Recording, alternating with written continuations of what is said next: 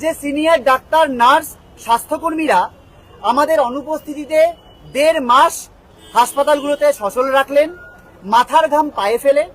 শহরে, গ্রামে, মফস্বলে যে সাধারণ মেয়েরা রাত দখল করলেন, যে বিপুল সংখ্যক সাধারণ মানুষ আন্দোলনের প্রত্যেকটা মুহূর্তে পাশে এসে দাঁড়ালেন, আমাদের সাথে অগুন্তি রাত জাগলেন, রাস্তায় মানব শৃঙ্খল গড়লেন, রাজপথ ভরিয়ে তুললেন স্লোগানে, গানে, ছবিতে।